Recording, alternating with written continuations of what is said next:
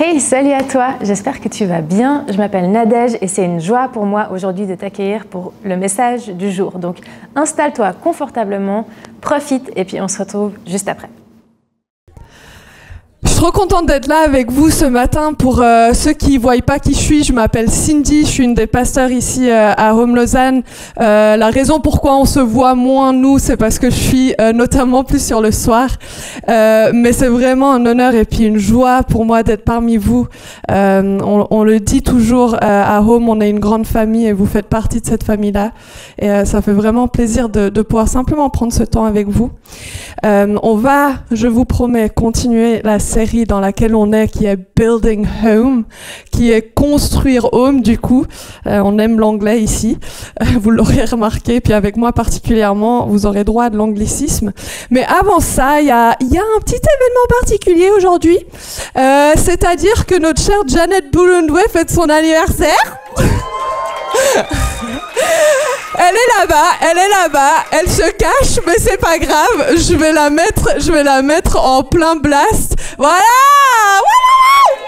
Wouhou!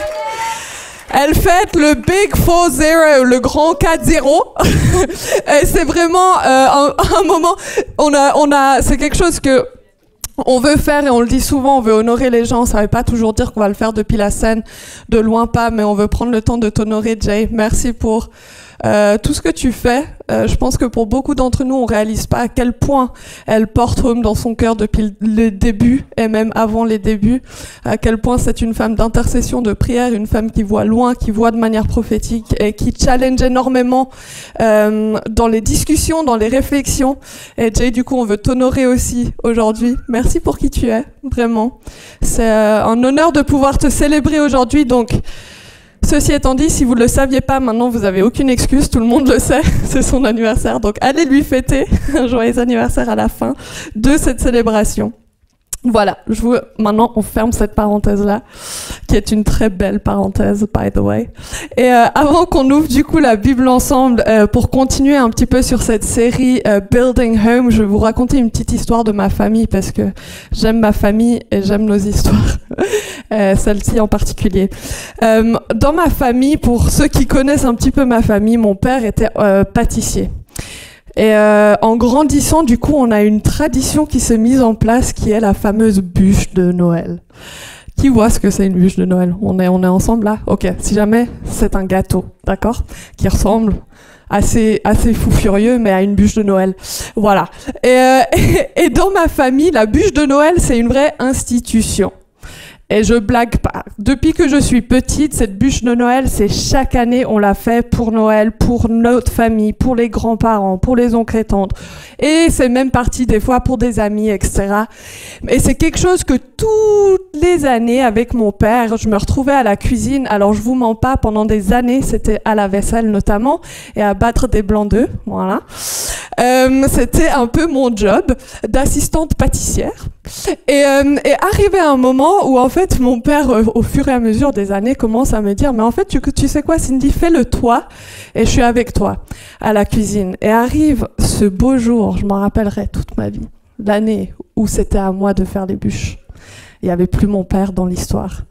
Et c'était ma responsabilité, mon rôle. Je ne sais pas pourquoi, entre les 3 filles, j'ai 2 autres sœurs, c'est moi qui ai pris la responsabilité des bûches. Mais elles aiment les manger. Voilà. C'est moi qui les fais. Et puis aujourd'hui, c'est moi qui, chaque année, du coup, amène cette fameuse bûche de Noël, ou en vrai, ces fameuses bûches, parce qu'on est un peu gourmand dans la famille. Et maintenant, je suis arrivée au point où, dans ma vie, j'ai une petite panoplie de neveux et nièces autour de moi.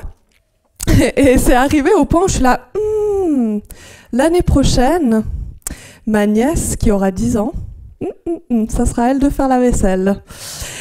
Et du coup, gentiment, je suis en train de me dire comment est-ce que j'implique du coup la prochaine génération, mes neveux et mes nièces, dans cette tradition de famille. Et si vous connaissez ma famille, on est très très sérieux sur cette tradition.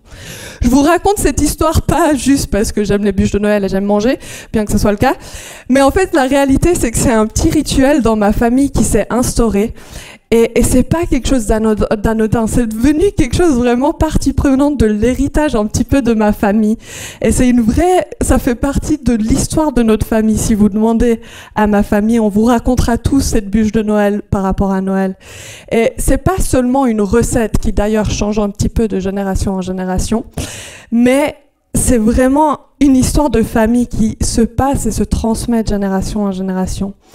Et je pense qu'avec cette histoire, vous voyez peut-être un petit peu où je veux en venir aujourd'hui par rapport à building home, construire home, et par rapport à ce que vraiment on veut construire en tant qu'Église, qui est selon le cœur de Dieu. Et puis on l'a dit d'entrée de jeu dans cette série, l'idée c'est pas juste de parler de home et puis ce qu'on aime bien dans l'Église. Non, c'est de pouvoir rejoindre le rêve de Dieu pour l'Église et toujours refléter davantage ce que lui a comme rêve pour l'Église. Donc ça, c'est vraiment le cœur de pourquoi on fait cette série. Et aujourd'hui, avec cette histoire-là des bûches de Noël, l'histoire, elle est là parce qu'en fait, je trouvais que c'était un exemple qui, moi, me touche énormément dans le fait de ce qui se passe en famille, c'est quelque chose qui se transmet. Et on le dit tout le temps à Home, on est une église, ça veut dire qu'on est une famille. Mais la réalité, c'est que chaque famille a son histoire et ta réalité d'individu ancrée dans l'histoire de ta famille veut dire qu'il y a un héritage autour de ça. Qu'est-ce qu'on en fait? Et c'est cette réalité que j'ai envie d'aborder un petit peu aujourd'hui. C'est qu'en fait, il en va de même pour notre vie de disciple en Christ. Notre vie de foi, c'est pas quelque chose d'isolé, c'est pas quelque chose qui se vit seul. Et en tant que chrétien, on le dit et on le répète parce que c'est biblique. On fait partie d'une famille et qui dit famille dit héritage qui est reçu, qui est vécu et qui est transmis. Et voilà ce que Eugene Peterson dit dans son livre, je le dis en anglais, A Long Obedience in the Same Direction. Il dit la chose suivante. Il dit « Il n'existe pas de chrétien solitaire. La foi chrétienne se vit dans la communauté des croyants et elle se transmet de génération en génération dans le cadre de cette communauté. » Ce matin, j'ai envie qu'on aborde un petit peu ce sujet de génération ensemble. C'était vraiment le thème un petit peu du message aujourd'hui. Et vous verrez, on va lire un passage qui s'y prête vraiment bien. Mais le fait qu'on fasse partie d'une famille implique nécessairement plusieurs générations. Et il suffit de le voir aujourd'hui. Quand on arrive ici, on ne s'attend pas juste, moi, à voir des gens de mon âge et de me dire « Ok, moi, c'est ma petite troupe de gens de mon âge. » Et puis les autres, ils sont dans une autre salle. Non, en fait, on se retrouve tous ensemble. Et en tant que chrétien, j'ai envie de provoquer et puis de susciter un petit peu à la réflexion. En fait, ça veut dire quoi, du coup, de vivre tous ensemble? C'est quoi mon rôle? C'est quoi ma responsabilité? Qu'est-ce que Dieu a à dire à ce sujet-là? Et c'est exactement ce dont parle Moïse dans le passage qu'on va lire ce matin, qui se trouve du coup dans le livre de Deutéronome, c'est dans l'Ancien Testament, la première grosse partie de la Bible, qui est vraiment marquée par l'histoire du peuple des Israélites. Et ce livre de Deutéronome, il se situe à la fin de l'errance du peuple d'Israël qui était dans le désert pendant 40 ans. Juste avant leur entrée dans ce que la Bible appelle la terre promise, la terre que Dieu avait promis à ce peuple. Et Moïse, qui est, on va dire, le grand chef, le leader de ce peuple, est sur le point de mourir. Et il rassemble le peuple comme pour leur rappeler les lois de Dieu et l'importance de leur obéissance. Et Deutéronome, c'est vraiment une sorte de discours récapitulatif où Moïse les exhorte à rester fidèles à l'alliance de Dieu. Et il leur rappelle leur héritage et il leur rappelle aussi ce qu'ils reçoivent, ce qu'ils sont appelés à vivre et comment ils sont appelés à le transmettre. Et vous verrez, c'est quelque chose que je vais répéter aujourd'hui avec cette image de passer le témoin. Donc on va lire ce matin un bon bout de passage de la Bible parce que c'est un chapitre en entier. J'ai essayé de me dire non, je coupe une partie, je coupe pas, ouais non, laisse tomber, on va juste tout lire. Voilà. Donc Deutéronome 6, les versets 1 à 25. Je me prépare. On est prêts? Alright, je vous laisse, pour ceux qui ont, je vous encourage de le prendre, vos bips papier ou vos bips sur votre téléphone, pour suivre, parce que ça aide à la concentration. Voilà. Deutéronome 6, voilà ce qui nous est dit. C'est Moïse qui parle. « Voici les commandements, les prescriptions et les règles que l'Éternel, votre Dieu, a ordonné de vous enseigner, afin que vous les mettiez en pratique dans le pays dont vous allez prendre possession, afin que tu craignes l'Éternel, ton Dieu, en respectant tous les jours de ta vie, toi, ainsi que ton fils et ton petit-fils, toutes ces prescriptions et tous les commandements que je te donne, et afin que tu vives longtemps. Tu les écouteras donc, Israël, et tu veilleras à les mettre en pratique afin d'être heureux et de devenir très nombreux, comme te l'a dit l'Éternel, le Dieu de tes ancêtres, en te promettant un pays où coule le lait et le miel. Écoute, Israël, l'Éternel, notre Dieu, est le seul éternel. Tu aimeras l'Éternel, ton Dieu, de tout ton cœur, de toute ton âme et de toute ta force. Et ces commandements, je te donne aujourd'hui, seront dans ton cœur.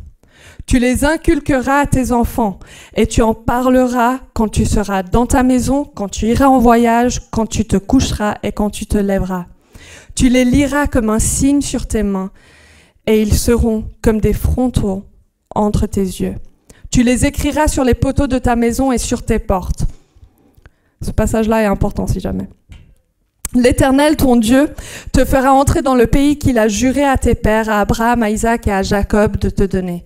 Tu posséderas de grandes et de bonnes villes que tu n'as point bâties, des maisons qui sont pleines de toutes sortes de biens et que tu n'as point remplies, des citernes creusées que tu n'as point creusées, des villes et des oliviers que tu n'as point plantés. Lorsque tu mangeras et tu te rassasieras, garde-toi d'oublier l'Éternel qui t'a fait sortir du pays d'Égypte, de la maison de servitude. On y est presque, à peu près. Tu craindras l'Éternel, ton Dieu, tu le serviras et tu jureras par son nom. Vous n'irez point auprès d'autres dieux, d'entre les dieux des peuples qui sont autour de vous, car l'Éternel, ton Dieu, est un Dieu jaloux au milieu de toi. La colère de l'Éternel, ton Dieu, s'enflammerait contre toi et il t'examinerait de dessus de la terre. Vous ne tenterez point l'Éternel, votre Dieu, comme vous l'avez tenté à Massa. On va en parler après, qu'est-ce que c'est Massa? Mais vous observerez les commandements de l'Éternel, votre Dieu, ses ordonnances et ses lois qu'il vous a prescrites. Tu feras ce qui est droit et ce qui est bien aux yeux de l'Éternel, afin que tu sois heureux et que tu entres en possession du bon pays que l'Éternel a juré à tes pères de te donner, après qu'il t'aura chassé tous tes ennemis devant toi, comme l'Éternel l'a dit. Lorsque ton fils te demandera un jour, que signifient ces préceptes, ces lois et ces ordonnances que l'Éternel notre Dieu vous a prescrits? Tu diras à ton fils, nous étions esclaves de Pharaon en Égypte et l'Éternel nous a fait sortir de l'Égypte par sa main puissante. L'Éternel a opéré sous nos yeux des miracles et des prodiges, grands et désastreux contre l'Égypte, contre Pharaon et contre toute sa maison. Et il nous a fait sortir de là pour nous amener dans le pays qu'il avait juré à nos pères de nous donner.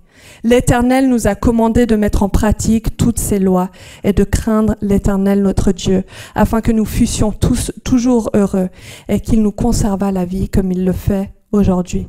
Nous aurons la justice en partage si nous mettons soigneusement en pratique tous ces commandements devant l'Éternel notre Dieu, comme il nous l'a ordonné. Ça va? Tout le monde est là? En fait, là, c'était le test de votre concentration et votre focus. Vous savez, c'est quelque chose qu'on perd énormément aujourd'hui. Et du coup, voilà, c'était le test. Bravo, vous avez réussi à peu près 3 minutes de lecture. Maintenant, la question, c'est qu'est-ce que vous avez retenu? Mais vous inquiétez pas, il n'y a pas de quiz test tout de suite. On va d'abord rentrer un peu dans le message.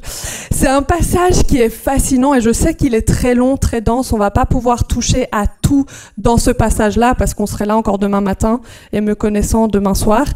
Donc, je vais me calmer. Il y a 3 points aujourd'hui, d'accord? Pour ceux qui prennent des notes, 3 points. Pour ceux qui prennent pas des notes, dans votre tête, 3 points. Mais comme je l'ai mentionné juste avant, le contexte de Deutéronome 6, il situe vraiment à la fin de la vie de Moïse. Il est sur le point de mourir, comme je l'ai dit, et puis il y a le peuple qui va entrer dans la terre promise. Et c'est hyper intéressant parce que Moïse prend un moment, un peu un time-out, tu sais, dans tout ce qui se passe, et il rassemble tout le peuple. Et littéralement, il annonce et il dit tout ce que je viens de lire au peuple entier. C'est comme s'il voulait rappeler quelque chose de fondamental. Vous savez, moi je me dis, enfin, on ne sait pas si je suis en fin de vie ou pas, mais vu mon âge en général, on se dit non. Et je me dis quand même, quand tu arrives à la fin de ta vie, tu pèses ce que tu dis. Tu vois, tu te dis, qu'est-ce que vraiment je veux léguer? Qu'est-ce que vraiment je veux dire? Et là, Moïse, c'est comme s'il veut rappeler quelque chose de fondamental. Il est en train de rappeler, de suivre les commandements de Dieu. Il est en train de rappeler la transmission de cette foi aussi aux générations suivantes. Et c'est ce qu'il le dit. Il dit, ces commandements, je te donne aujourd'hui, tu les inculqueras à tes enfants. Il y a ce que Moïse a vécu, ce qu'il donne aujourd'hui, et il y a aussi qu'est-ce qui va se passer après quand je suis plus là avec les enfants que toi, tu vas commencer à enseigner. Pourquoi est-ce que c'est si important? Pourquoi est-ce que vraiment c'est une des dernières choses que Moïse va dire au peuple? Et je veux soumettre cette idée que c'est parce que Moïse sait que l'histoire de la foi, notre histoire de foi, notre histoire en tant que disciple de Christ, n'est pas juste une histoire qui t'appartient à toi. C'est pas juste une histoire individuelle. Et Jonas en a parlé en long et en large dans son message de passer de jeu à nous. Mais c'est pas une histoire entre moi et Dieu, ma vie de foi. Moïse est profondément conscient que son histoire n'a pas commencé avec lui et d'ailleurs ne se termine pas non plus avec lui. Il sait que son histoire est rattachée à deux choses. La première, c'est les enseignements de Dieu, les commandements qui ont été prescrits, qui lui ont été donnés. Et la deuxième chose, c'est le peuple de Dieu. Son histoire est fortement rattachée à ce qui sera transmis au peuple de Dieu. Autrement dit, aujourd'hui, notre histoire de vie de disciple est rattachée aux enseignements que Dieu nous donne et aussi à la façon dont on va le transmettre plus loin. Amen. Franchement, on pourrait s'arrêter là. Mais non, j'ai encore beaucoup de choses à dire. En d'autres termes, et moi j'aime Moïse pour ça, franchement. Merci Seigneur pour cette personne dans l'histoire. C'est qu'en fait, il est impossible de vivre ta foi séparée de la vie de Dieu et de la vie de son peuple, la vie de son Église. C'est aussi simple que ça. En fait, c'est pas une histoire qui est centrée autour du moi. C'est une histoire de famille. La vie de Moïse, elle ne s'arrête pas à simplement ce que lui a vécu, ses expériences avec Dieu, bien qu'il en avait des incroyables. Mais ça ne s'arrête pas là pour sa vie. La vie de Moïse ne s'arrête pas à ce qu'il a vécu avec Dieu, elle est bien plus liée à ce qu'il a transmis aux autres. Et comment est-ce que sa vie a préparé les choses pour les générations à venir. En d'autres termes, de manière très crue, je vais le dire, ta vie n'est pas que ta vie. Ta vie, elle est l'héritage pour la personne qui va prendre le relais. Je vais le répéter parce que c'est important qu'on l'entende pour tous et toutes, quel que soit notre âge et notre situation de vie. Que tu sois marié, parent, grand-parent, arrière-grand-parent, célibataire, enfant de 2 ans qui joue avec un jouet. Ta vie n'est pas que ta vie en tant que chrétien. Ta vie, c'est l'héritage que tu vas donner pour la personne qui prendra le relais. Et ça, il faut que ça change toute notre perspective. Et ça va changer toute notre perspective. C'est quelque chose que j'entends énormément des personnes qui sont devenues parents. Encore cette semaine, il y a eu une naissance. Il y a 2 semaines, il y a eu une autre naissance. C'est incroyable. Et ce que j'entends tellement de la bouche des parents, c'est que en fait, tout à coup, ils réalisent que leur vie n'est plus la leur. La vie n'est pas juste à eux. En fait, leur vie va faire partie prenante d'une autre vie qui se forme, qui se crée, qui se développe. Et en fait, leur vie va devenir l'héritage de la génération prochaine. Et là, je veux prendre le temps de préciser une chose. J'ai pris l'exemple des parents. Et souvent, c'est là où tous ceux qui sont pas encore parents ou pas parents se dédouanent. Genre, waouh, bah moi, j'ai 18 ans, laisse-moi tranquille, je vis ma vie et après je réfléchis aux autres. Non, en fait, ça te concerne toi aussi. Ça te concerne toi aussi parce que, en tant que disciple, tu fais partie de cette famille. Et parce que tu fais partie de cette famille, il y a des gens qui vont prendre le relais après toi.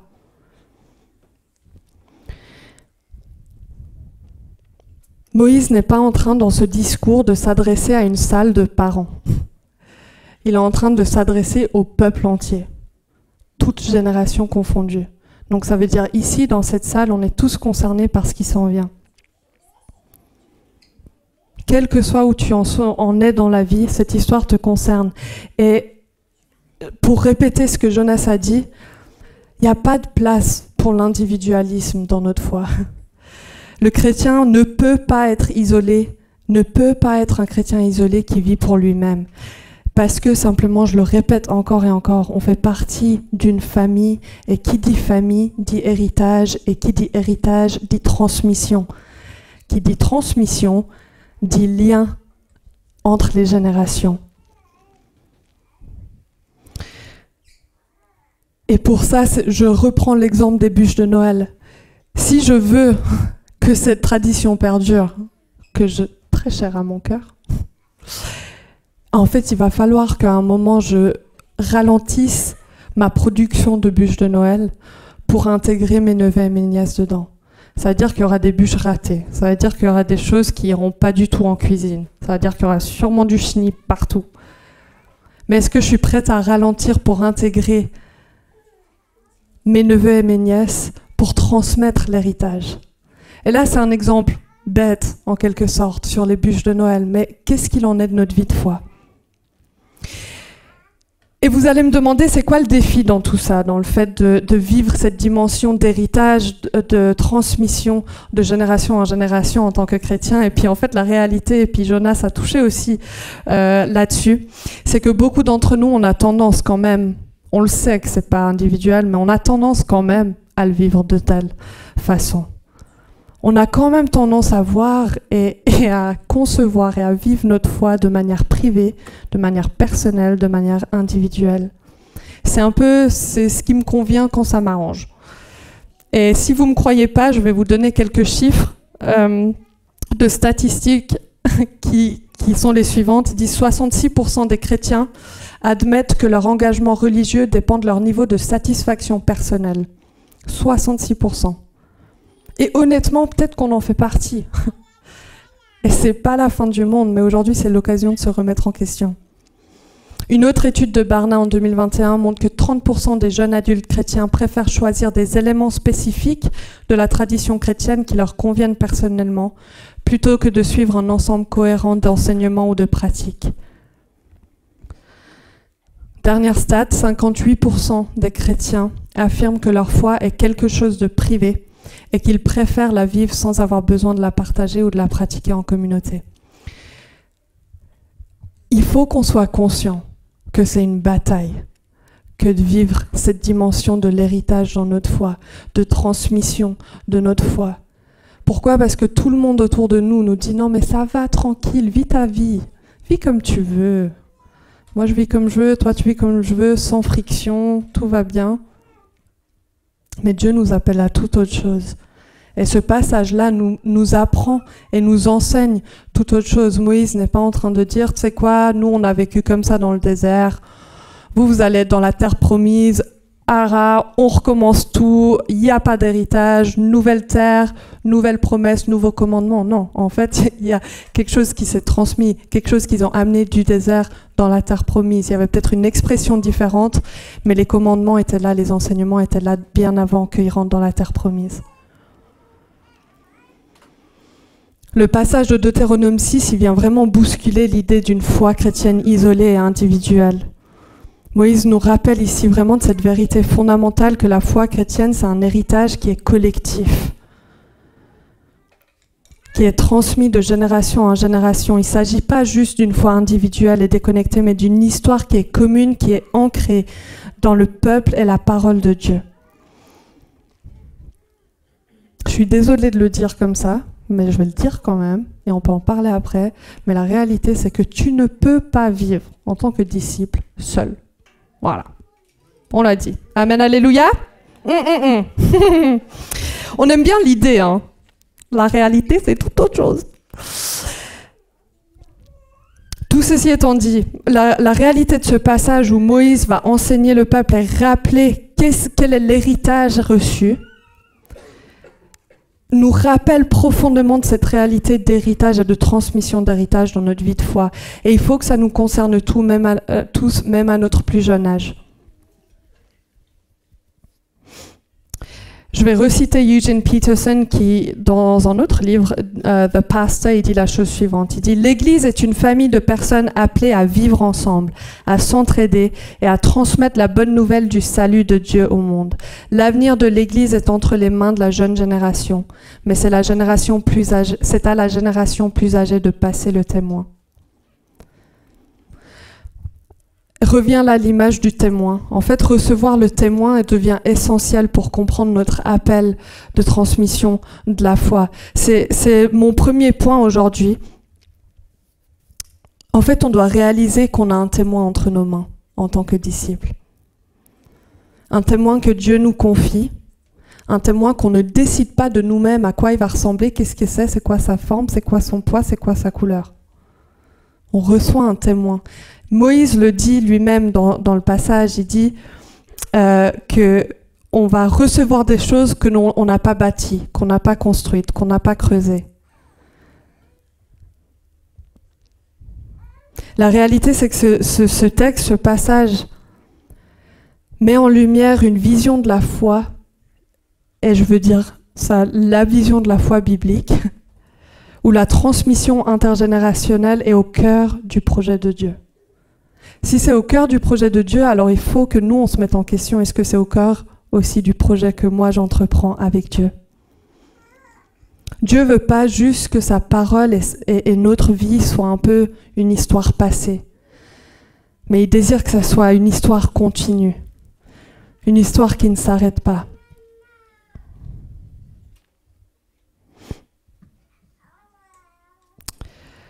Je vais reprendre l'image de la course de relais. C'est une image, vous allez voir, en fait, mes titres sont tout en lien avec ça.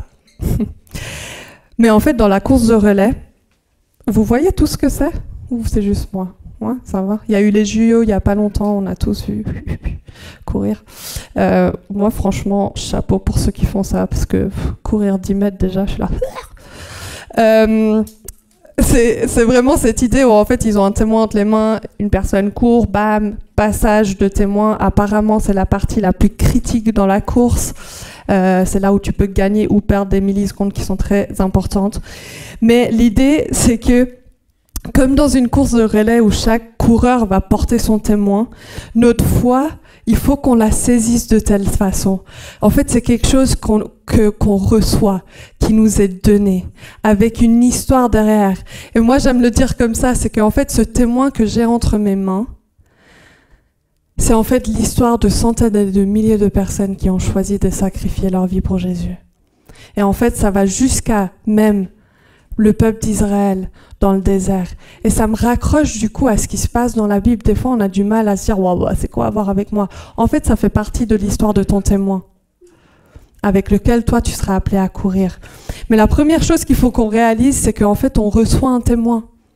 On reçoit un témoin en tant que fille et fils de Dieu. Ça veut dire que même si tu connais pas ta famille, même si tu as l'impression qu'en fait t'as pas reçu d'héritage, tout ça, la réalité c'est que du moment que tu choisis de dire Seigneur, j'accepte que tu es mon père, j'accepte de faire partie de ta famille, tu m'adoptes tel quel, tu reçois un héritage.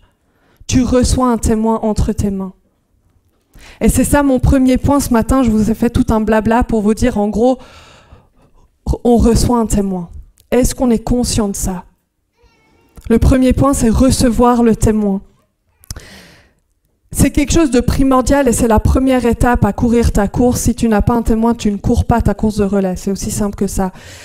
Tu reçois ton témoin. Maintenant, qu'est-ce qui se passe une fois que tu l'as reçu?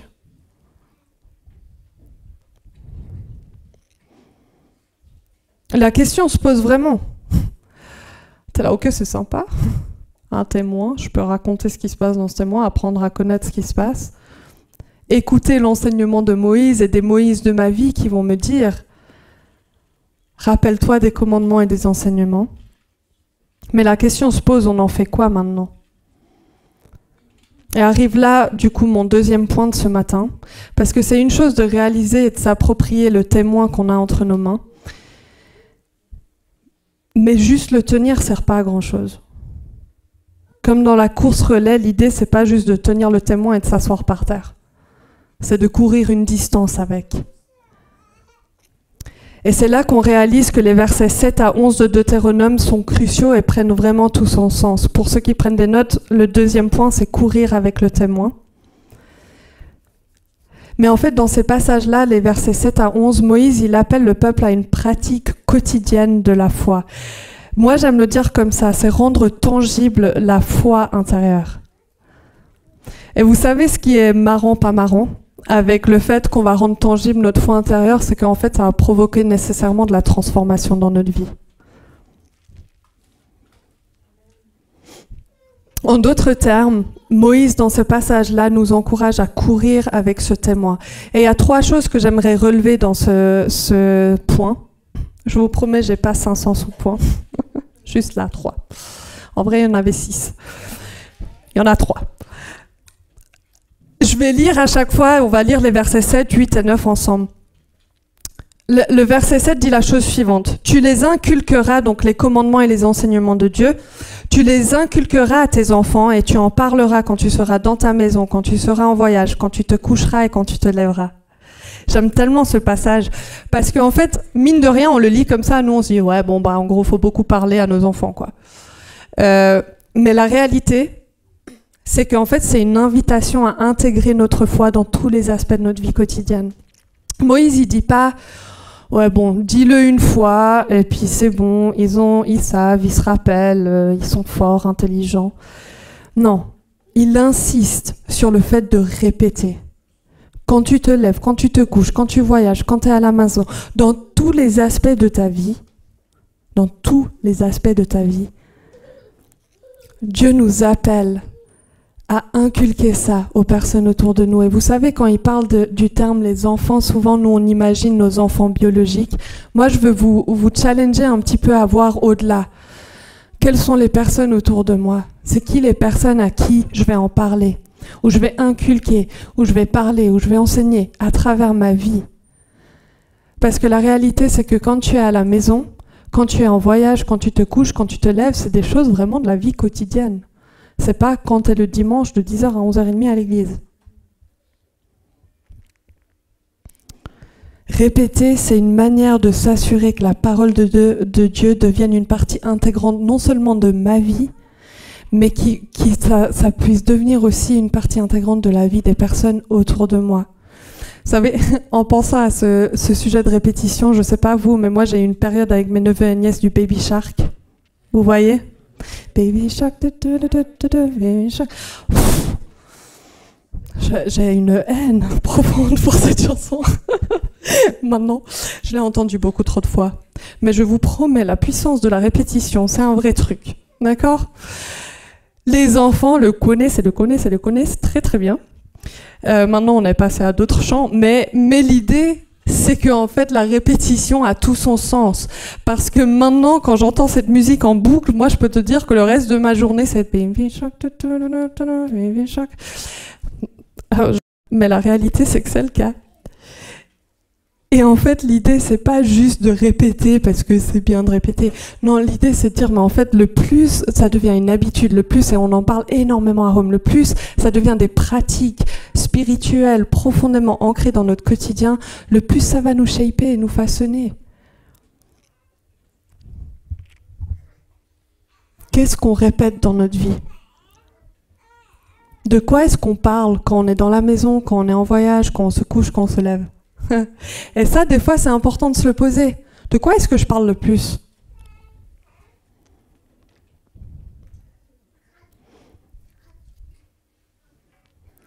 À travers ce passage, il y a un truc vraiment, moi, qui me marque et que j'ai envie vraiment de comme en anglais on dit « drive home ».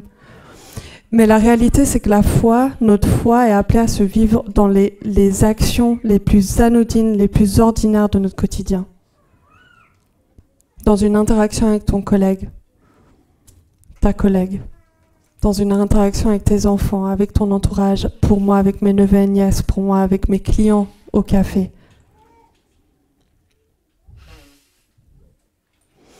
Verset 8, tu les liras, donc encore une fois les enseignements et les commandements de Jésus, tu les liras comme un signe sur tes mains. Ils seront comme des frontaux entre tes yeux. Encore une fois, là, je vais répéter ce que Moïse dit, mais la réalité dans tout ça, c'est qu'en fait, on va être appelé à courir avec ce témoin de façon très concrète, en fait. Ça va impacter notre quotidien. Le fait de répéter les choses, d'en faire une pratique de nos vies, ça impacte ton quotidien. Oui, ça va chambouler ta vie. Surprenant. Le fait d'attacher C'est quand même intense ce mot. Tu liras comme un signe sur tes mains, ils te seront comme des frontons en tes yeux. Le fait d'agir de cette façon-là, et on va le voir pourquoi ça peut paraître un peu bizarre, hein, qu'on se le dise. Aujourd'hui, on fait plus trop ça. Mais c'est quelque chose où en fait, ça va venir impacter et comme imprégner ton quotidien. En fait, les Juifs talmudiques, ils prennent ce commandement au sens littéral, très littéral, et en fait, ils enferment certains passages de la loi dans une petites boîtes qui sont attachées à des lanières de cuir qui portent soit autour du bras ou sur le front, littéralement. Et c'est ce qu'on appelle du coup les téphilim ou les phylactères. Mais ici, le sens, il paraît très clair, même si on va pas tous, en sortant, avoir une petite boîte avec sur nos frontons, on s'entend. Mais en fait, ce rite doit être pour nous comme un signe, un mémorial où on se rappelle constamment et constamment de ce qu'on porte sur notre front. Même si c'est pas quelque chose de physique. La réalité qu'on choisit d'être disciple de Christ, c'est qu'en fait on porte quelque chose. Et moi je veux vous encourager avec ce passage-là particulièrement. Dans ta vie quotidienne, dans tes pratiques de tous les jours, qu'est-ce qui te rappelle de penser à Dieu? Qu'est-ce qui te ramène à lui? Qu'est-ce qui va diriger tes pensées sur lui? En d'autres termes, ce que Moïse est en train de dire, c'est attache les paroles de Dieu sur ton cœur. La foi ne peut pas rester une simple théorie. Elle doit pénétrer dans notre cœur et dans notre être profond. Et en d'autres termes, ça ne sert à rien d'avoir des connaissances sur Dieu si ça ne transforme pas notre cœur et notre quotidien. Et vous savez, plusieurs d'entre nous ici, on a étudié la théologie. Et honnêtement, quand les gens me disent c'est quoi un des plus grands dangers ou défis en étudiant la théologie, si je dis c'est d'intellectualiser Dieu. C'est d'en connaître plus sur lui, mais pas plus le connaître lui. Là, vous êtes tous réveillés. Hein. Mais c'est vrai. Ça sert à rien d'avoir des connaissances sur Dieu si ça ne transforme pas notre cœur et notre quotidien. Et encore une fois, le fait d'attacher la parole de Dieu sur nous, c'est en fait, qu'est-ce que tu fais pour que sa parole vienne s'imprégner dans ta vie? Pour que ça vienne tellement s'attacher à toi, qu'en fait, même en marchant, les gens vont dire « Ah, bizarre, il a un truc attaché à la tête. » On s'entend, encore une fois, pas physiquement. Si vous voulez, vous pouvez. Hein, mais... En tout cas, vous aurez des conversations assez drôles. Mais c'est quelque chose que moi j'encourage fortement de vraiment réfléchir à vos pratiques, réfléchir à une règle de vie, et on en parle ici à Home, mais qui vont rendre tangible ta marche de foi. Aujourd'hui, ça pourrait se traduire par des habitudes très simples, mais très profondes. Et pour une question de temps, je ne vais pas élaborer dessus, parce qu'on a plein d'autres messages dessus, donc je vous laisserai aller voir ce que c'est, ou venir m'en parler à la fin, de qu'est-ce que c'est une règle de vie, à quoi ça ressemble de mettre en place certaines pratiques. Mais tout ça pour dire, faites des choix conscients dans votre vie, où vous allez tangiblement, concrètement attacher la parole de Dieu sur ton cœur. Et finalement, verset 9 nous dit « Tu les écriras sur les poteaux de ta maison et sur tes portes. » Encore une fois, tu écriras les commandements et les enseignements de Jésus sur les poteaux, enfin de Jésus, de Dieu, sur les poteaux de ta maison et sur tes portes. À première vue, ça peut nous sembler un peu étrange, encore une fois, parce qu'on est là, bon, déjà, il faut s'attacher un truc aux bras et aux frontaux, et maintenant, il faut accrocher un truc à nos portes, ça commence à faire beaucoup. Et on n'a pas forcément cette habitude d'inscrire des choses sur nos portes. Mais en fait, c'est une pratique qui remonte à l'Antiquité et qui devrait encore nous parler profondément aujourd'hui. Et en fait, dans de nombreuses cultures, inscrire des textes sacrés sur les portes ou les poteaux des maisons, c'était une manière de toujours garder la parole de Dieu présente. C'était comme garder un repère constant dans la vie de chaque jour. Et en fait, les Juifs ont vraiment cette tradition qui a pris forme dans la coutume de la Mezuzah, ça s'appelle. C'est un petit parchemin, en fait, sur lequel ils inscrivent les versets qui sont tirés de ce passage-là, de Deutéronome 6 et aussi de Deutéronome 11. Et en fait, ils les fixent à droite de leur porte. Et avant de franchir ce seuil, chaque juif, et j'aime trop ça, c'est vraiment un rituel physique pour rappeler une dimension spirituelle, mais en fait, ils vont toucher le parchemin. Et ils vont après, ensuite, ils se baisent le doigt, et puis après, ils prononcent aussi une bénédiction du psaume 121. Mais en fait, à chaque fois, c'est un rappel d'un attachement à Dieu et d'un attachement à leur foi. C'est un geste qui devient un acte quotidien de reconnaissance comme un rappel constant de la présence de Dieu dans leur vie. Et alors qu'on est appelé à courir avec ce témoin, vous savez, une des choses les plus tragiques qui arrivent, je trouve, c'est qu'en fait, en courant, on oublie qu'on a le témoin. Et on court, on court, on court. Et tout à coup, 200 mètres plus loin, on est là. Ah! En fait, j'ai un truc dans mes mains. Vous savez, ce fameux moment où vous avez vos lunettes de soleil sur vous. Et on est là, 30 minutes, trop bien, le lac c'est magnifique, beau temps, soleil, ça fait du bien. Dieu merci, on a du soleil aujourd'hui. Et tout à coup, on est là, purée mes lunettes. Elles sont mes lunettes, c'est pas possible. Et là, il y a quelqu'un à côté de nous, la personne très, très sage. Sur ta tête, je sais pas si moi ça m'arrive souvent, parce que j'oublie en fait que j'ai des lunettes sur moi. Et c'est exactement la même chose avec le témoin de notre foi, où des fois on court, on se fait avoir un petit peu par le quotidien, on est là, ah, je cours. Purée, mais en fait j'ai un témoin. Qu'est-ce que j'en fais en fait de ce témoin? Comment est-ce que je le transmets? Et je pense que c'est un des plus grands dangers aujourd'hui. Le plus grand danger, honnêtement, en tant que chrétien, c'est pas de venir contre Dieu, mais c'est juste de l'oublier. Et là, Moïse, quand il enseigne ça au peuple, et il dit « Je vais bientôt partir, mais oubliez pas de répéter, de rester attaché et d'écrire. » Une des choses qu'il est en train de dire, c'est « Prenez garde de ne pas oublier. Prenez garde de ne pas oublier le témoin que vous avez entre vos mains. » Ce geste symbolique d'écrire sur ces poteaux, ça nous invite à réfléchir vraiment sur notre propre vie de disciple aujourd'hui. Comment est-ce qu'on le vit au quotidien? C'est quoi les marqueurs dans notre vie qui vont nous rappeler? En fait, je suis attaché à Dieu. Et quand les personnes rentrent chez moi, ils voient, je suis attaché à Dieu. Comment est-ce que la parole de Dieu est inscrite dans notre vie quotidienne?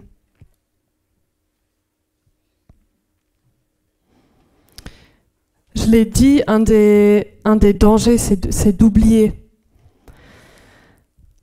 Et Moïse en parle d'ailleurs dans le verset 12, et puis je vais vraiment pas faire long pour une question de temps. Oui. Mais dans les versets 12 à 19, je vais vraiment traverser rapidement. Si c'est quelque chose qui vous intéresse, venez m'en parler à la fin. Mais les versets 12 à 19, Moïse va nous mettre en garde. Alors qu'il transmet l'héritage qu'il a reçu à travers sa course à lui avec son témoin, il dit, il y a 3 choses sur lesquelles il faut faire attention. La première, je l'ai déjà mentionné, c'est d'oublier.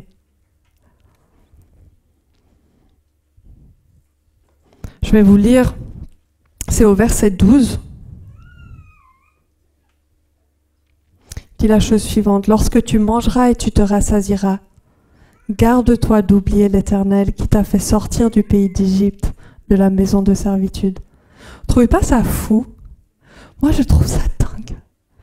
Parce que je me dis, le peuple qui a vécu le truc de fou, les flammes, les machins, la sortie, la mer qui sépare en deux, il y a la nuée, il y a en même temps la colonne de feu, il y a le pain tous les jours, mais un jour double, parce qu'après, Shabbat, repos.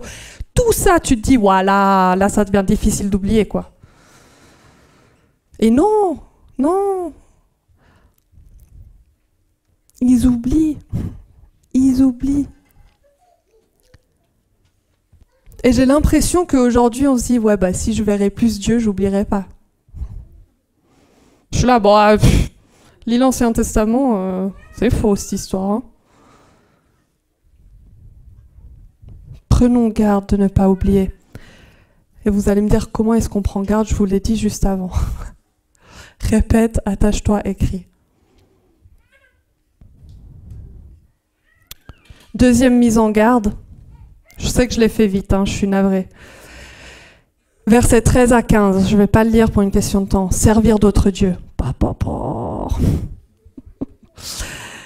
Moïse, il passe pas par 4 chemins, donc moi non plus. Un des dangers qu'on a alors qu'on oublie Dieu, c'est que tout à coup, d'autres dieux deviennent très tentants. Et quand on parle d'autres dieux, c'est Tim Keller qui en parle beaucoup, qui parle des idoles du cœur. Je vous laisserai lire son livre, si vous voulez, incroyable. Mais il parle justement du fait qu'aujourd'hui, on se dit, ouais, mais nous, on est tellement plus civilisés que les anciennes civilisations, qui avaient des dieux, Aphrodite, Apollos, Zeus, tout ça, qui étaient représentatifs de argent, puissance, colère, etc., beauté.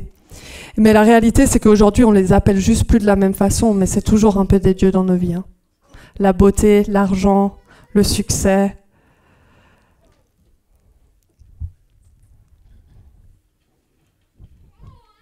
Moïse nous met en garde de servir d'autres dieux dans notre course. Et moi, j'ai envie de nous mettre en garde aussi. Restons humbles dans notre course. Et soyons conscients qu'on peut tous y être, on peut tous s'y trouver, d'être tentés à servir un autre Dieu, de compromettre une partie, c'est plus simple, c'est plus confortable. Et alors qu'on marche et qu'on court avec ce témoin, des fois ça va être long, le chemin. Des fois la course va paraître longue. Mais restons attachés à Dieu. La troisième des mises en garde, et celle-là peut paraître un peu bizarre au début, c'est un mot qu'on utilise peu aujourd'hui. Mais Moïse le dit comme ça, donc je vais le dire comme Moïse le dit. Il dit, la troisième mise en garde, c'est de tenter Dieu. Alors je sais que là, pour tous les théologiens, on a « Qu'est-ce que ça veut dire ?»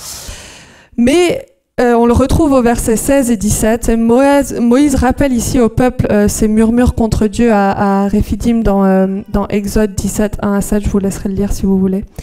Mais en fait, cette expression-là de tenter Dieu, elle désigne vraiment l'attitude qui consiste à mettre Dieu à l'épreuve en exigeant de lui des signes ou des réponses immédiates.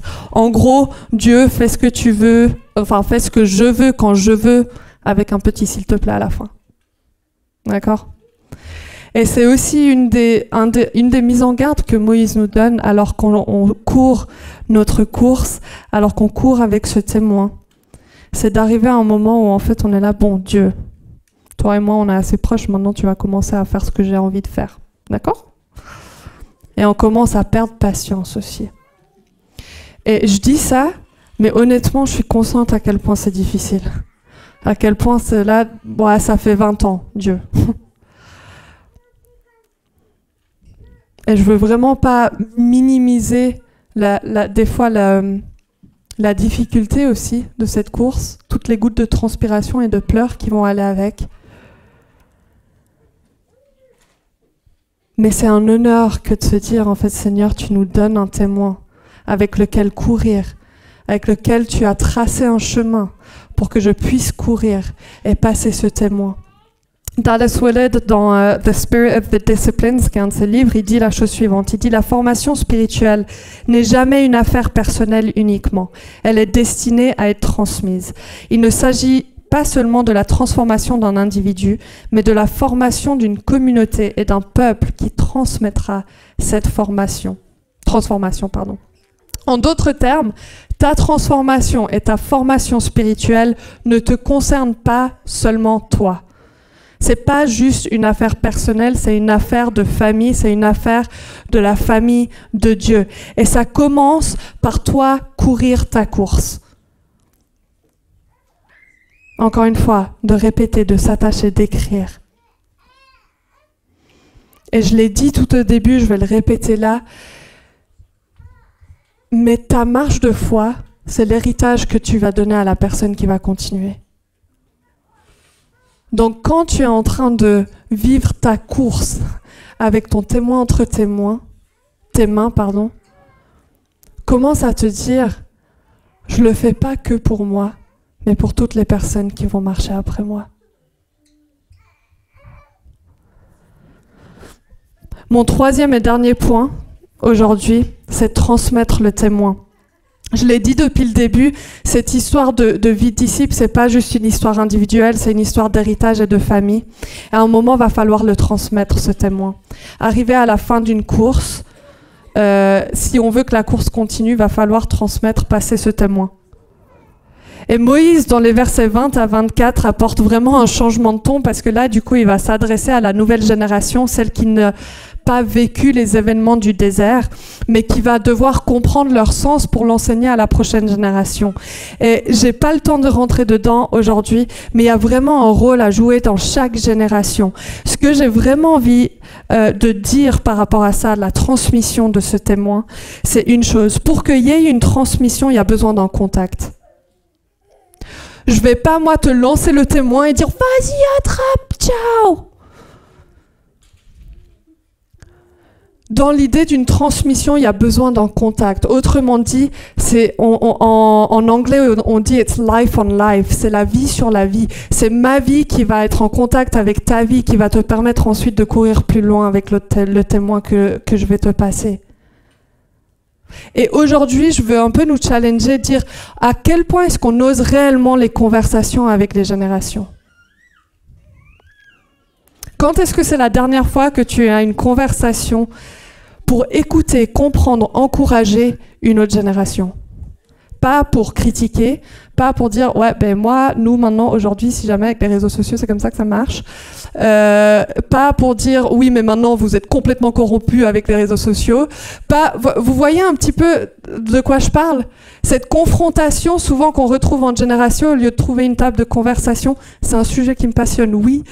C'est pour ça que je suis un peu là. Ah, mais c'est une réalité. En fait, on n'ose plus ces conversations. Et vous savez pourquoi? Je pense qu'une des réalités, c'est qu'on ne sait plus avoir une conversation. Et vous savez, un des trucs que moi j'ai mis en place cette année, souvent les gens me demandent c'est quoi tes trucs 2025 là, comment on dit ça? Voilà. C'est quoi, résolution? J'ai entendu ambition, je sais pas. Quoi? Résolution. Et une chose que j'ai partagée à l'équipe aussi, j'ai dit en fait moi un truc que je mets en place, alors c'était d'acheter une montre pour plus devoir regarder mon téléphone pour l'heure 1. Et 2, c'est pas avoir mon téléphone dans une discussion. Parce que si c'est malaisant une discussion, je veux rester dans le malaise. Et apprendre à essayer de comprendre l'autre personne. Et pas essayer de combler ce vide tout de suite avec un téléphone, une statistique que je peux trouver sur mon téléphone, un gif, un mime, quelque chose de drôle. À quel point est-ce qu'on ose la conversation avec la prochaine génération ou la génération qui nous précède?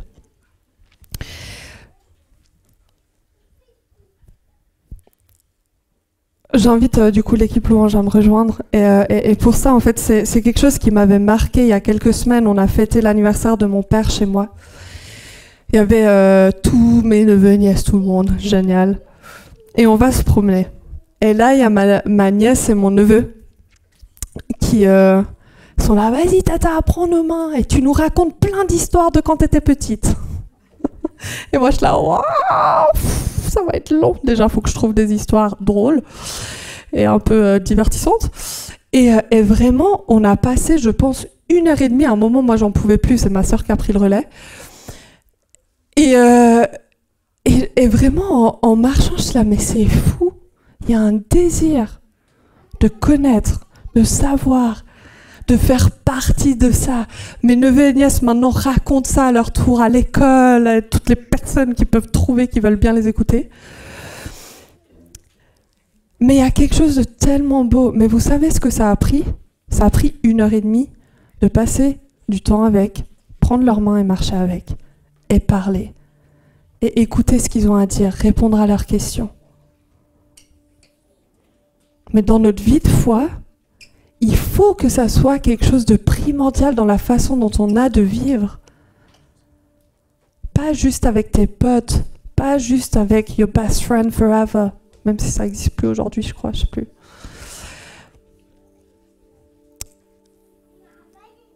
Ici, même dans la communauté de ce qu'on vit ici à Home, quand est-ce que c'est la dernière fois que tu as installé cette table de conversation avec la prochaine génération? Quand est-ce que tu as partagé autour de ce témoin que tu as entre tes mains? Comment est-ce que tu restes attaché à ça? Comment est-ce que tu écris ça?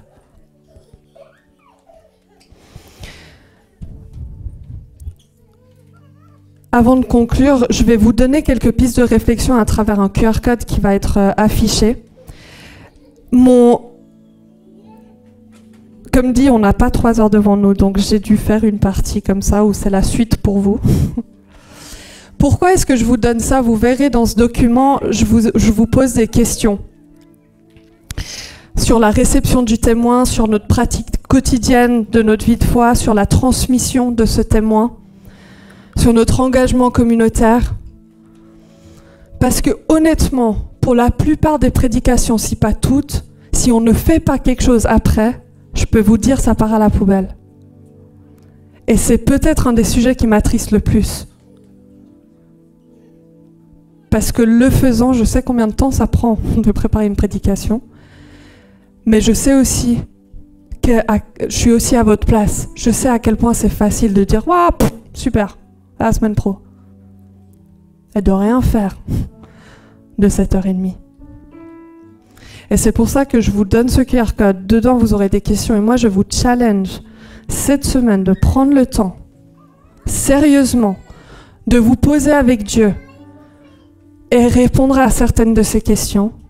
Et ensuite, de le partager à quelqu'un de cette communauté. Et engagez-vous aujourd'hui de savoir à qui est-ce que vous allez le partager la semaine prochaine.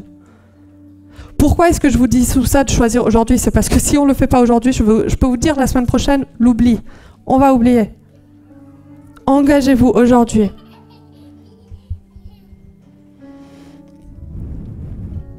Donc, je pense, après, à la fin de la célébration, on pourra vous laisser ça. Si vous n'avez pas moyen d'avoir à travers un QR code, venez me voir à la fin. Je peux aussi vous l'envoyer en format PDF. Mais ce matin, Dieu nous invite à ressaisir, à recomprendre ce que ça implique de faire partie d'une vie de famille, de la vie de Dieu, de la vie de famille de Dieu. Ça implique que tu seras en lien avec des générations, ça implique que tu as une responsabilité aussi sur la prochaine génération. Les enfants que vous voyez ici, ne vous dédouanez pas de leur vie de disciple. Ne vous dédouanez pas de la façon dont ils vont apprendre à connaître Dieu.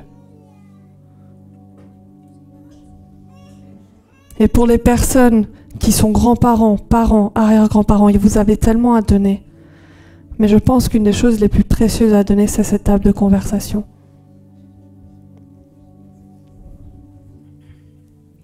Donc pour finir, je vais prendre juste un temps de prière. Il y a 3 sujets particuliers qui me sont venus à cœur. La première, c'est que j'ai parlé de recevoir ce témoin et qu'on a tous un témoin entre nos mains. Et potentiellement, aujourd'hui, toi, tu te retrouves à écouter ce message. Là, c'est bien sympathique, cette histoire, mais moi, j'ai pas l'impression d'avoir les mains remplies d'un témoin. J'ai l'impression que j'ai les mains vides quand je cours. Je sais pas vraiment pourquoi je cours, je sais pas quelle course je cours, je sais pas quel est le témoin entre mes mains. Et ça se peut que pour toi, ça fait des années un petit peu que tu vis comme ça, où tu es là, bon, ouais, enfin, je vis avec Dieu, j'ai donné ma vie à Dieu, mais je sais pas trop la course après, j'en sais rien vraiment en fait. Et tu as plus l'impression de faire une course sur place, un peu sur un treadmill quoi, plutôt que d'aller dans une direction. Peut-être pour toi, c'est la première fois que tu entends même parler du fait d'avoir un héritage, de dire en fait si je fais partie de la famille de Dieu, je reçois en fait une nouvelle identité, je reçois un héritage qui m'est donné et avec lequel je peux courir. Si pour toi tu as l'impression que tes mains sont vides ou que tu as laissé tomber ce témoin en plein milieu de ta course, ou que tu as l'impression de devoir ressaisir, en fait, je fais partie d'une plus grande histoire, ma vie n'est pas que ma vie. Je vais te demander la chose la plus courageuse qu'on peut demander à l'Église, c'est de te lever. Pourquoi? Parce qu'en fait, la famille autour de toi va venir t'entourer, prier avec toi, prier pour toi. Et je pense que pour certains, il est l'heure que tu te ressaisisses de ce témoin. Il est l'heure que tu te ressaisisses de cette histoire dans laquelle tu es impliqué, dans laquelle tu es comme enveloppé.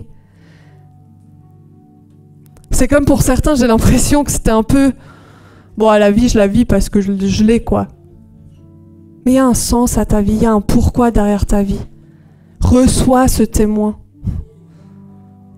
Et découvre qu'est-ce que Dieu a vraiment placé. Et tu as un rôle à jouer, tu es important dans l'histoire de Dieu. Vous savez, la folie avec Dieu, c'est que tu n'es pas nécessaire dans son histoire. Et pourtant, il te considère important. Pourtant, il te désire. Donc, si c'est vous, je vous invite maintenant à vous lever. Si tu as l'impression que tu as les mains vides ou que tu as l'impression que tu veux ressaisir qu'est-ce que ça veut dire de réellement porter ce témoin et courir ta course. Si pour toi, ça n'a plus de sens vraiment cette course dans laquelle tu es, où tu es là, bon, c'est un peu mécanique, je vais t'inviter à te lever, mais levez-vous pas juste parce que. Et je sais qu'en général, on dit « levez-vous tous ». Non, en fait, c'est un engagement. Et ça, je veux le prendre au sérieux et prenez-le aussi au sérieux. Et pourquoi je dis ça? C'est parce qu'en fait, ça demande aussi un cœur repentant. Un cœur qui est prêt à dire « Seigneur, en fait, j'ai lâché. En fait, Seigneur, je ne sais pas où je vais. J'ai besoin que tu me redonnes quelque chose entre mes mains. » Donc, si c'est quelque chose qui vous parle, je vous invite du coup à vous lever.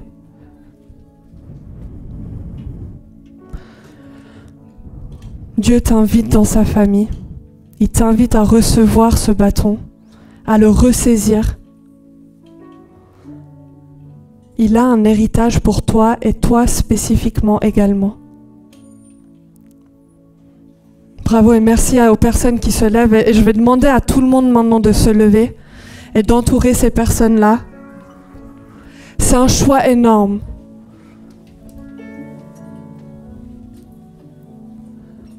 Seigneur, on veut prier pour les personnes qui se lèvent et qui disent « Seigneur, j'ai l'impression que mes mains sont vides.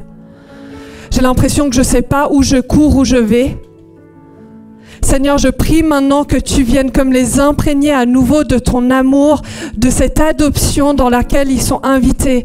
Ils font partie de ta famille. Je prie maintenant, Seigneur, que tu viennes comme remettre un sens à leur vie. Que tu viennes restaurer leur identité, que tu viennes restaurer le pourquoi de leur vie, Seigneur. Je prie pour ce témoin que tu places entre leurs mains, avec lequel ils sont appelés à courir, avec lequel ils sont appelés à transmettre. Seigneur, je te remercie que tu n'en as pas fini avec eux. Leur histoire n'est pas terminée. Seigneur, on te remercie pour la façon dont tu as prévu ce chemin, cette course pour eux d'avance.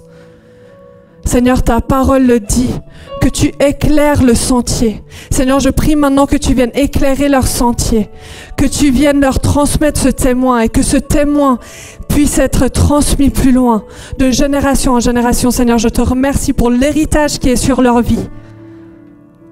Un héritage qui est plein d'espoir, où la mort n'a plus de valeur, où la vie demeure, et la vie en abondance, Seigneur. On te les remet entre tes mains. Amen. Amen. Je vais finir avec ça, mais alors que je préparais ce message, j'avais vraiment ce sentiment de, premièrement pour moi, hein, mais pour nous en tant que communauté, on a besoin de se positionner dans la repentance.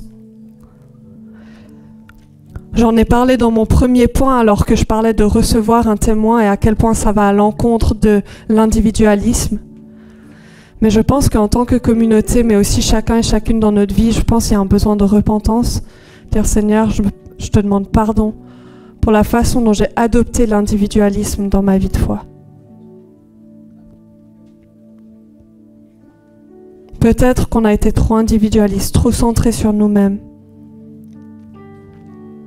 Mais si on veut réfléchir et vivre dans cette notion d'héritage et d'intergénérationnalité, il va falloir qu'on abandonne l'individualisme.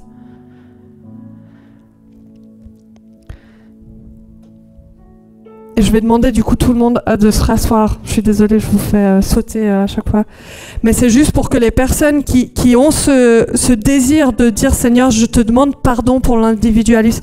Je te demande pardon que en fait, j'ai fait de ma foi quelque chose qui me convienne, quelque chose qui me va bien, quelque chose où en fait, je préfère changer un petit peu ce témoin, changer un peu ma course, changer un petit peu la façon dont je vais devoir le transmettre à la prochaine génération.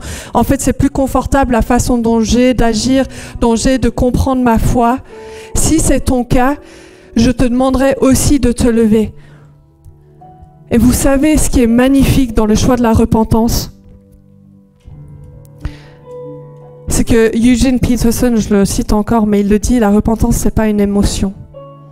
C'est pas juste se sentir désolé pour ses péchés, c'est une décision. La repentance est la prise de conscience que ce que Dieu attend de toi et ce que tu attends de Dieu ne peuvent pas être accomplis en faisant les mêmes vieilles choses, en pensant les mêmes vieilles pensées. La repentance est une décision de suivre Jésus-Christ et de devenir son pèlerin sur le chemin de la paix, sur cette course. C'est simplement dire, Seigneur, je t'abandonne encore une fois, tout. Si pour toi, tu as l'impression que ta vie a été imprégnée par cet individualisme, je vais te demander de te lever. Et encore une fois, je vais le dire, le faites pas à la légère. Parce que vraiment, c'est un changement de direction, les amis. Dire, Seigneur, enseigne-moi de vivre et de courir avec ce témoin d'une façon qui va t'honorer et d'une façon qui va permettre la transmission de cette foi. Ici dans cette communauté, mais aussi autour de moi. Donc si c'est ton cas, je vais t'inviter à te lever maintenant. Si tu veux demander pardon pour cet individualisme, cette façon dont on a eu de tout centrer autour de nous, au point où on n'arrive même plus à voir la prochaine génération, on n'arrive pas à honorer la génération qui nous précède, on a abandonné la conversation entre les générations.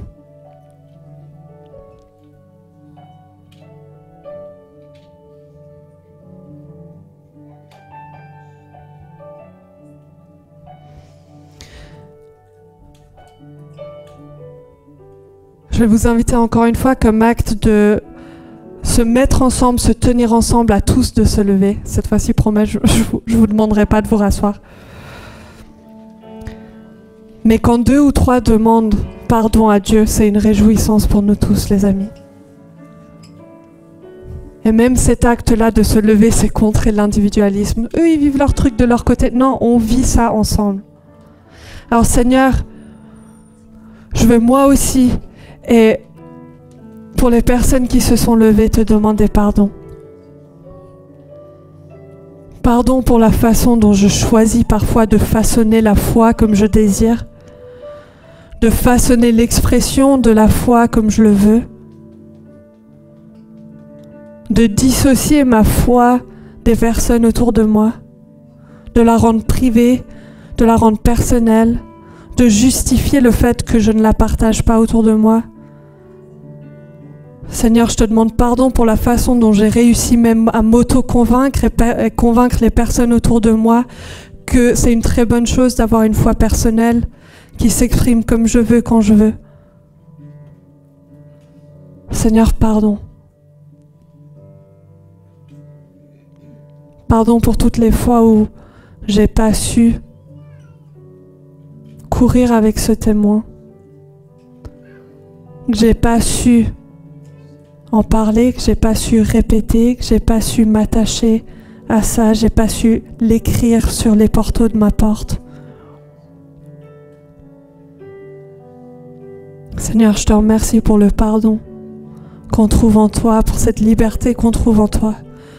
Je te remercie pour l'accueil que tu nous fais. Je te remercie que c'est ta miséricorde et ta bonté qui nous poussent à la repentance. Seigneur, que ce matin on puisse rencontrer ta bonté. Viens nous façonner tel que tu le désires. Viens façonner Home, notre Église, telle que tu le désires. On se soumet à toi, Seigneur. Et donne-nous le courage de nous saisir de ce témoin, de courir notre course avec endurance et de transmettre ce témoin plus loin, partout où tu nous places, Seigneur, à n'importe quel moment que tu nous le demandes. Transforme-nous, Seigneur. Amen. Trop bien, merci d'avoir été avec nous. J'espère vraiment que ce message, il t'a parlé, il t'a encouragé ou il t'a donné soif d'aller plus loin. En tout cas, n'hésite pas, sur notre chaîne YouTube, il y a tout un tas d'autres séries, d'autres thématiques qui sont là pour te servir, qui sont des ressources hyper utiles pour toi. Et puis moi, je te dis à une prochaine.